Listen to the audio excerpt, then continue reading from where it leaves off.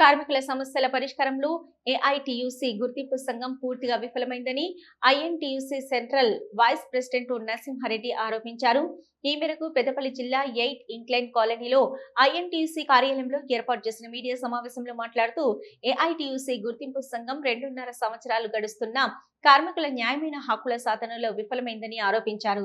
కాంగ్రెస్ ప్రభుత్వం కార్మికుల హక్కుల సాధన కోసం సానుకూలంగా ఉన్నప్పటికీ గుర్తింపు సంఘం ఏఐటియుసి ప్రభుత్వం దృష్టికి తీసుకెళ్లడంలో పూర్తిగా విఫలమైందని ఆరోపించారు. పరిష్కరించడానికి కానీ వాళ్ళకి ఈ 2.5 సంవత్సరాలు కూడా సరిపోలా, అసలు ఏమాత్రం కూడా ప్రయత్నం చేయకుండా కేవలం వాళ్ళ స్వప్రయోజనాల కోసం, రాజకీయ ప్రయోజనాల కోసం మాత్రమే పనిచేస్తున్నటువంటి గుర్తింపు కార్మిక సంఘం. మా గుర్తింపు కార్మిక సంఘం ఎన్నికలు వచ్చేసరికి అప్పటికే రాష్ట్రంలో కాంగ్రెస్ ప్రభుత్వం ఏర్పాటు చేయబడింది.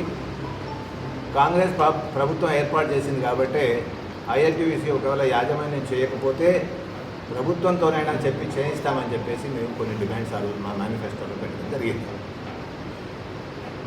అందులో భాగంగానే సొంత ఇంటి పథకమైనా, ఇన్కమ్ ట్యాక్స్ అయినా, మారు పేర్లైనా ఇలాంటివన్నీ కూడా మా మేనిఫెస్టోలో మేము ఆ రోజు పొందుపరచడం జరిగింది.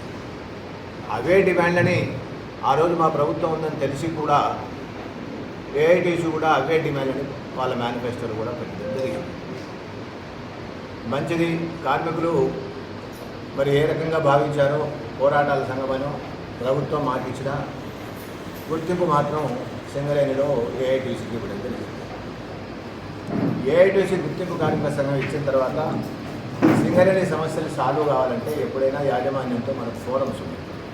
స్ట్రక్చర్డ్ మీటింగ్ పెట్టాలా, జేసీసీ మీటింగ్ పెట్టాలా, సేఫ్టీ ట్రైపార్టైట్ మీటింగ్ పెట్టాలా, ఎవ్రీ ఫ్రీక్వెంట్ ఇంటర్వెల్స్ వాటి పీరియడికల్గా ఎప్పుడైతే పెట్టాలో అప్పుడు పెట్టాలి. ఒక 6 నెలలు కాదు, సంవత్సరం కాలం కూడా వాళ్ళు అసలు స్ట్రక్చర్డ్ మీటింగ్ కూడా పెట్టించలేని పరిస్థితి వాళ్ళకి.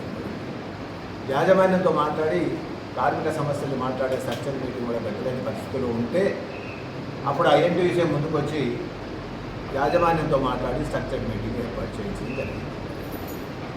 స్ట్రక్చర్డ్ మీటింగ్లో ఇంపార్టెంట్ మెయిన్గా ఏంటంటే మేజర్ ఇష్యూసే కాకుండా కార్మికులకి ఇమీడియట్గా సాల్వ్ చేసేటువంటి సమస్యలు, క్యాడర్ స్కీమ్లు, ప్రమోషన్ పాలసీలు, వెల్ఫేరు, వాటి మీద అనేకమైనటువంటి సమస్యలు ఈరోజు కార్మికులు పడతారు.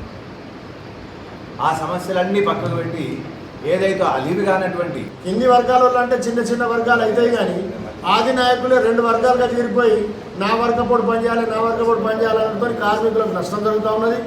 అతి త్వరలో మా జనక్ ప్రసాద్ గారి ఆధ్వర్యంలో, మక్కాన్ సింగ్ గారి యొక్క ఆశీస్సులతో, మరి సెక్రటరీ జనరల్ గారి యొక్క ఆదేశాల మేరకు RG2ల ఈసారి అతి త్వరలో మనం గెలిచి వారికి గిఫ్ట్గా ఇవ్వాలనేటువంటి RG2 కార్మికుల